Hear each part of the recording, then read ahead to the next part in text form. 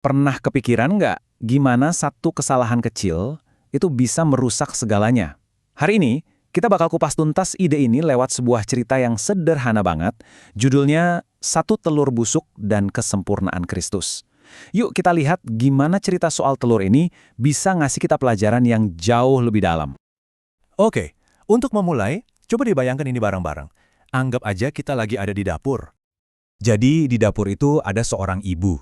Pagi-pagi dia mau bikin telur dadar yang enak buat keluarganya.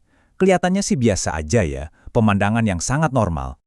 Nah, coba kita lihat prosesnya. 1, 2, 3, sampai 9 telur, semuanya bagus, dipecahin masuk ke mangkuk. Wah, seger semua, kelihatannya bakal jadi sarapan yang mantep nih.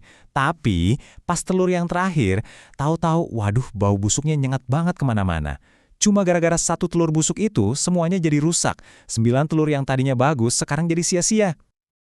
Terus, gimana dong sekarang? Apa adonan itu masih mau dimasak? Kira-kira, 9 telur yang bagus itu bisa nyelamatin yang satu busuk tadi nggak ya? Ya jelas nggak bisa lah, kita semua pasti tahu jawabannya. Ya mau nggak mau, seluruh adonannya harus dibuang, udah nggak ada gunanya lagi diselamatkan. Cuma satu yang busuk, tapi udah nyebar kemana-mana, merusak semuanya.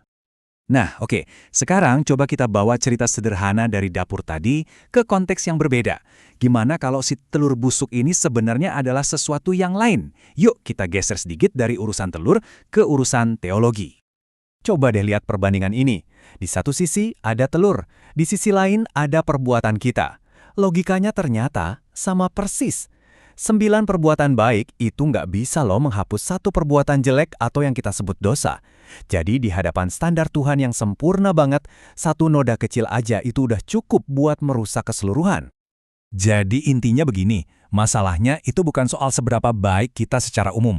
Ini bukan permainan angka, tapi adanya dosa itu sendiri. Sekecil apapun, itulah yang menciptakan pemisahan antara kita dengan Tuhan yang Maha Kudus.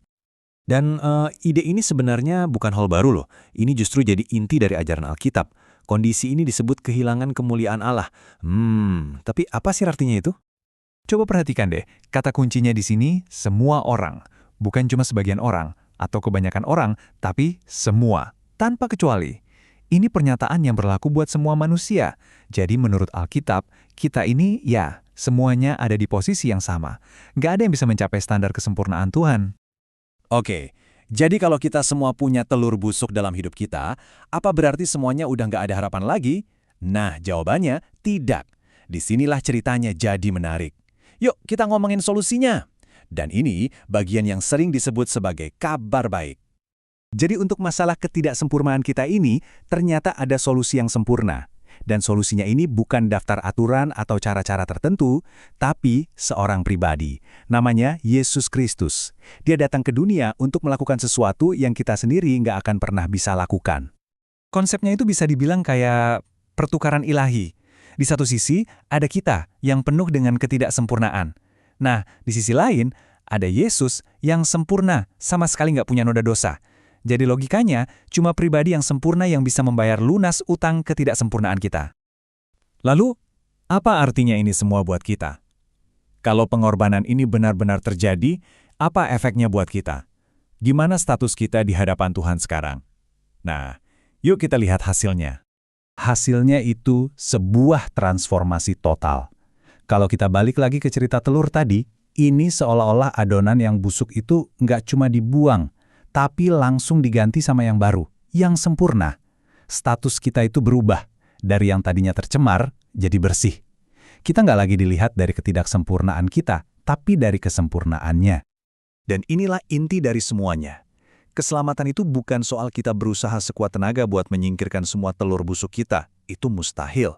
Tapi sebaliknya, keselamatan itu adalah tentang menerima sebuah hadiah. Hadiah kesempurnaan dari pribadi yang seumur hidupnya tidak pernah punya satu pun telur busuk. Semua ini akhirnya membawa kita ke satu pertanyaan penting. Kalau kesempurnaan ini ditawarkan sebagai hadiah cuma-cuma untuk menutupi semua kekurangan kita, pertanyaannya adalah bagaimana cara kita menerimanya? Nah, pertanyaan itu saya tinggalkan untuk Anda renungkan.